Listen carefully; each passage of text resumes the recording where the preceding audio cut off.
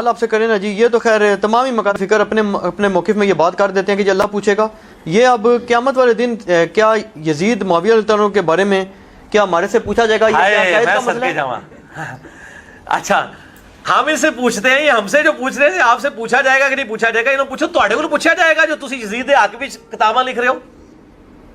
یہ ڈاکٹر ذاکر نائک سے یہ پوچھا جانا تھا کہ وہ یزید کے حق میں بیان دیتے. یہ فتنہ ماڈرن دور میں اس فتنے کا بانی کون ہے؟ 2009 میں ڈاکٹر ذاکر نائک. اس سے پہلے کوئی میرا کلپ ریکارڈڈ ہے؟ مرزا جی جواب میں کہہ رہے ہیں فوراً، ہائے میں صدقے جاواں، میں صدقے جاواں. بھائی جہلمی رادھا اپنا رنگ تو دکھائے گی نا. مرزا جی کے اندر کی عورت بولی ہائے میں صدقے جاواں. ہم بھی ہوتے نا تو ہم بھی ریزگاری لٹا دیتے اس بات. مرزا جی کہ اچھا ہم ان سے پوچھتے ہیں یہ ہم سے جو پوچھ رہے ہیں یہ آپ سے پوچھا جائے گا کہ نہیں پوچھا جائے گا؟ انہیں پوچھو تواڈے کولوں پوچھا جائے گا جے تم یزید دے حق وچ کتاباں لکھ رہے ہو. یہ ڈاکٹر ذاکر نائک سے پوچھا جانا تھا کہ وہ یزید کے حق میں بیان دیتے ہیں. یہ فتنہ ماڈرن دور میں اس فتنے کا بانی کون ہے؟ 2009 میں ڈاکٹر ذاکر نائک. اچھا سب سے پہلی چیز میں آپ لوگوں کو بتاؤں، دیکھیں جو علماء کرام یہ بات کہتے ہیں نا کہ بھائی جب تم یہ یزید کے حوالے سے جب تم بات کرتے ہو تم ذرا سا یہ پوچھو کہ یزید جنتی ہے یا جہنمی، قاتل حسین ہے یا نہیں، صحیح امیر تھا یا نہیں، یہ تم سے پوچھا جائے گا؟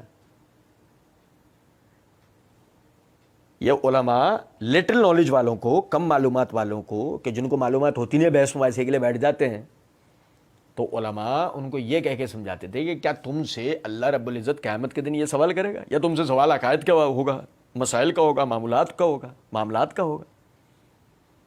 یہ سوال یہ تھا. لیکن ظاہر سوال کو صحیح طریقے سے تو کرنا ہی نہیں ہے نا، کہ اگر سوال کو صحیح طریقے سے کر لیا اور جواب نہیں ہوا سوال کے مطابق تو پبلک نے ویسے ہی کہ تو نے کون سا جواب دے دیا.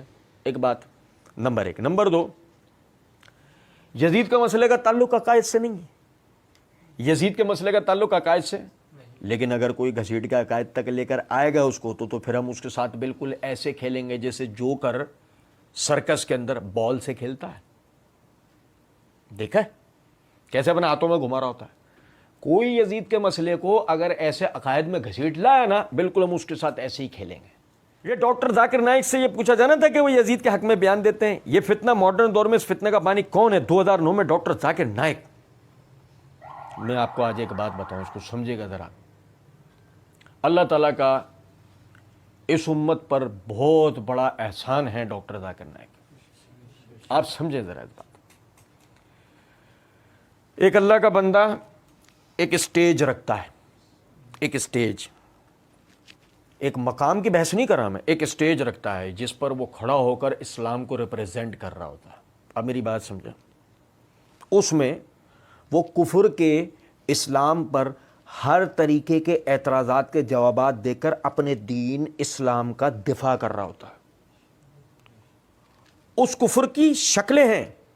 وہ کفر ہندوازم کے روپ میں، جوئشزم کے روپ میں، کرسچینٹی کے روپ میں، ایتھیزم کے روپ میں، وہ دیگر اور جتنے بھی مذاہب اور ازم ہیں ان کے روپ میں وہ اسلام پر جو بھی اعتراضات ہوتے ہیں وہ اس اعتراضات کے اللہ کا بندہ وہ اللہ کی دی ہوئی توفیق سے وہ جوابات دیتا ہے.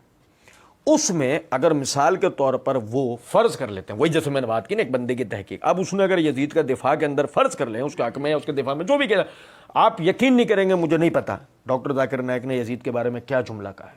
میں نے یہ مرزا سے سننے کے بعد بھی کبھی یہ جاننے کی کوشش نہیں کی کہ میں یہ اعتراض کا مرزا کے جواب دینے بیٹھا ہوں تو میں سن لوں ڈاکٹر ذاکر نائک نے کیا کہا ہے. میں نے کیوں نہیں سنا، میں آپ کو اس کی وجہ بتاتا ہوں. کیونکہ آگے مرزا کیا کہہ رہا ہے، اس فتنے کا بانی. جیسے مرزا نے یہ لفظ استعمال کیے اسی وقت ہم جو ہے نا اس بات سے بھی پیچھے ہٹ گئے کہ آپ اندازہ کریں کہ اگر یہاں پہ ایک طالب علم کے حیثیت سے بھی بات کی جا سکتی تو یوں کہا جا سکتا کہ ڈاکٹر ذاکر نائک حافظہ اللہ نے اسلام کی بڑی خدمت کی ہے، لیکن انہوں نے یزید کے حوالے سے جو بات کی ہے یہ ان کی بات صحیح نہیں ہے، یہ بات ان کی غلط ہے.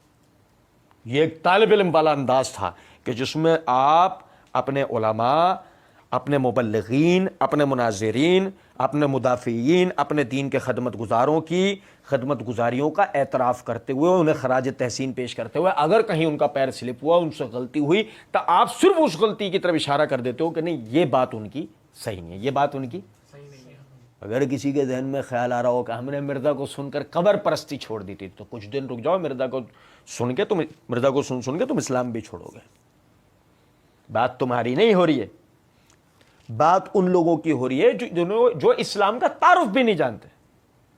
جرأت نہیں ہے اس ماڈرن دور میں کسی کی کہ جو کھڑا ہو اور اسلام کا حقیقی تعریف لاکھوں کے مجمع کے اندر, یہ قوالیاں سنا کے لوگوں کو مسلمان بنانے کی باتیں نہیں ہو رہی ہیں, یہ اللہ کا دین بیان کر کے ڈنکے کی چوٹ تن تنہا ایک کھلے میدان میں لاکھوں بندوں کے سامنے اللہ کا بندہ اللہ کا دین بیان کر رہا ہو, یہ بات ہو رہی ہے اس کی. ظلم بالا ظلم یہ ہے کہ آپ کہو کہ جی وہ فتنے کا بانی سن 2009 میں یہ ڈاکٹر ذاکر نائک, الحمدللہ ڈاکٹر ذاکر نائک اس دور کے اندر اسلام کا حقیقی مبلغ ہے. چند ایک مقامات پر اگر ان سے کوئی لغزش ہوتی ہے تو ظاہر ہے لغزش کس سے نہیں ہوتی, سب سے ہوتی ہے. ہم تو معمولی سے طالب علم, ہماری تو کوئی حیثیت نہیں ہے. یہ حضرات تو علماء کرام ہیں, علماء سے ہی تو غلطی ہوتی ہے. لیکن کسی فتنے کا ایک فتنہ جو خود کو اپنے لیے کہے کہ مجھے فتنہ کہو, وہ اتنے بڑے ایک مبلغ کو یہ کہے کہ جی فتنہ کا پانی, میں کہتا ہوں مرزا کو سننے والوں کے لیے یہ ایک بات بہت ہے کہ اگر اس کے بعد بھی وہ مرزا کو, جو ڈاکٹر ذاکر نائک کے مخالف اگر مرزا آ جائے اور اس کے بعد بھی اگر لوگ مرزا کو سن رہے ہیں نا اور سن کر یہ سمجھ رہے ہیں کہ یہ آدمی صحیح ہے, دلیل ہے اس بات کی کہ یہ آدمی بہت بڑا فتنہ ہے.